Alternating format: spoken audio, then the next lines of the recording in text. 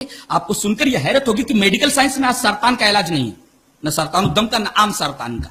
علاج نہیں ہے، لیکن آج سے 1400 سال پہلے نبی کریم صلی اللہ علیہ وسلم نے سرطان کے علاج کی طرف بھی ہماری رہنمائی کر دی ہے۔ حدیث اس طرح وان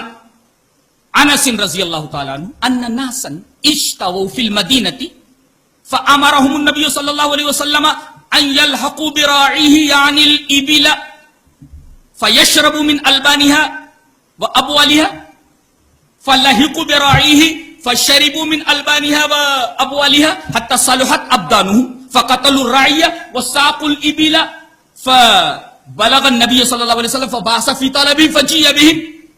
فقطع ايديهم وارجلهم وسمر اعينهم قال قتادة فحدثني محمد بن سيرين ان ذلك كان قبل ان تنزل الحدود رواه البخاری فی کتاب الطب۔ حضرت امام بخاری اس حدیث پاک کو ایسے کتاب الطب کے اندر لائے ہیں اور یہ روایت حضرت انس سے مروی ہے، بہت پیاری حدیث ہے، ذرا غور سے اس حدیث پاک کو دیکھیں۔ اکلا اور ارینا یہ دو قبیلے ہیں، یہ دونوں قبیلے مدینہ سے تھوڑے فاصلے کے اوپر تھے۔ یہاں کے کچھ لوگ مدینہ آئے اور ان کو مدینہ کی آب و ہوا راس نہیں آئی، اس لیے کہ اندر کفر اور نفاق کا مرض بھرا ہوا تھا، مدینہ نے انہیں ریجیکٹ کر دیا، ان کو مدینہ کی آب و ہوا راس نہیں آئی اور ان کو یہ ایک عجیب و غریب بیماری لگ گئی۔ اطباء نے اپنی استعداد کے مطابق ان کا علاج کیا، لیکن کوئی بھی علاج کامیاب نہیں ہوا، مرض بڑھتا گیا۔ نبی کریم صلی اللہ علیہ وسلم تک یہ بات پہنچی کہ یہ جو دونوں قبیلے کے لوگ آئے ہوئے ہیں ان کو ایسا مرض لاحق ہو گیا ہے کہ تمام اطباء تھک چکے ہیں، کوئی دوائی کارگر نہیں ہو رہی ہے۔ تو نبی کریم صلی اللہ علیہ وسلم نے ان کو حکم دیا کہ مدینہ کے باہر جو زکات کے اونٹ چر رہے ہیں تم لوگ جاؤ، وہاں پر زکات کے اونٹوں کو چرانے والا ایک رائی موجود ہے، وہیں پر رہو اور اونٹ کے دودھ اور پیشاب دونوں کو ایک خاص کمبینیشن کے ساتھ ملا کر اس کو استعمال کرو، ٹھیک ہو جاؤ۔ یہ لوگ وہاں پہنچے، فشربوا من البانها وابوالها، لبن کی جمع البان دودھ ملک، اور بول کی جمع ابوال یعنی پیشاب، اس کا یورین، ان دونوں کو ملا کر کے اونٹ کے پیشاب کو اور دودھ کو ایک خاص کمبینیشن کے ساتھ، جیسا کہ نبی کریم صلی اللہ علیہ وسلم نے ان کو حکم دیا تھا، انہوں نے پیا، حتی صلحت ابدانہم، ٹھیک ہو گئے وہ۔ اب مفت میں سب کچھ ملا تھا، چربی چڑھ گئی تھی، انہوں نے کیا کیا، زکات کے اس رائی کو، زکات کے اونٹوں کے اس رائی کو، چرواہے کو انہوں نے قتل کر دیا، اس کی آنکھیں نکال لی،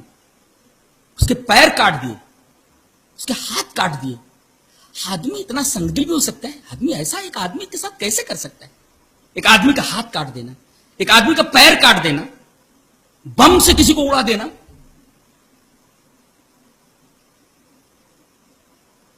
آنکھوں میں سلائی پھیر دینا، ایک انسان کے ساتھ ایسا کیسے کر سکتا ہے؟ لیکن انہوں نے کیا، فقتلوا الراعی، رائی کو انہوں نے قتل کر دیا، ہاتھ پیر کاٹ دیا، آنکھیں نکال لی، سلائی پھیر دی آنکھوں میں، اور اونٹ جو ہے وہ ہانک کر کے لے گئے۔ نبی کریم صلی اللہ علیہ وسلم تک یہ بات پہنچی، فبلغ النبی صلی اللہ علیہ وسلم، آپ نے حکم دیا ان کو پکڑ کر کے لاؤ، فبعث فی طلبهم، ان کی تلاش میں صحابہ کرام نکلے، فجیء بهم، ان کو پکڑ کر کے لایا گیا۔ نبی کریم صلی اللہ علیہ وسلم نے حکم دیا ان کے ہاتھ کاٹ دیے جائیں، ان کے پیر کاٹ دیے جائیں، ان کی آنکھوں میں سلائی پھیر دی جائے۔ یہ حدیث پاک ہے، یعنی ان کی بیماری کا کوئی علاج اس وقت موجود نہیں تھا، نبی کریم صلی اللہ علیہ وسلم نے یہ علاج تجویز کیا کہ اونٹ کا دودھ اور پیشاب ایک خاص کمبینیشن کے ساتھ جا کر کے استعمال کرو، ٹھیک ہو جاؤ گے۔ ٹھیک ہو گئے وہ، بعد میں انہوں نے کیا کیا وہ ایک الگ بات ہے۔ استدلال یہ کرنا اس حدیث پاک سے کہ یہ جو آپ نے طریقہ علاج بتایا، یہ طریقہ علاج کارگر ثابت ہوا، اور آج ابھی 3-4 مہینہ پہلے اخبار میں آیا، غالباً ٹائمز آف انڈیا کا، اور انٹرنیٹ پر بھی ہے، اس میں لکھا ہے کہ camels milk and urine to treat cancer, یہ ہیڈنگ ہے، camels milk and urine to treat cancer, یعنی اونٹ کے دودھ اور پیشاب کو ایک خاص کمبینیشن کے ساتھ استعمال کرنے سے کینسر کا مرض دور ہو جاتا ہے۔ یہ تحقیق ڈاکٹر فاطن ایک لڑکی ہیں، ایک خاتون ہیں، انہوں نے اس کو شروع کیا اور یہ تحقیق جب آگے بڑھی تو this research had started at Sharjah university and completed at the cancer institute in Baghdad. Baghdad کے کینسر انسٹیٹیوٹ کے اندر یہ تحقیق مکمل ہوئی اور وہ دن دور نہیں جب کینسر کا ایک تیر بہدف علاج یہ بازار میں آ جائے، اور انہوں نے اسی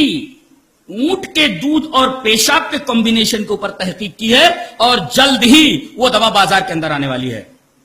یہ تحقیق شارجہ یونیورسٹی سے شروع ہوئی اور کینسر انسٹیٹیوٹ ان بغداد کے اندر یہ تحقیق مکمل ہوئی، اور مائس کے اوپر انہوں نے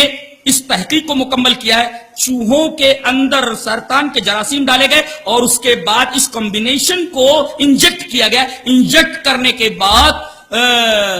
یہ جو تحقیق تھی، یہ جو علاج تھا، ٹرن ٹو بی 100% سکسیسفل۔ سارے جراثیم مر گئے جو انجیکٹ کیے گئے تھے مائس کے اندر۔ آج سے 1400 سال پہلے جناب محمد رسول اللہ صلی اللہ علیہ وسلم نے اس حدیث پاک میں کینسر کے ٹریٹمنٹ کی طرف اشارہ فرما دیا تھا۔ تو آپ ایک طرف خاتم الانبیاء ہیں تو دوسری طرف آپ خاتم الاطباء ہیں۔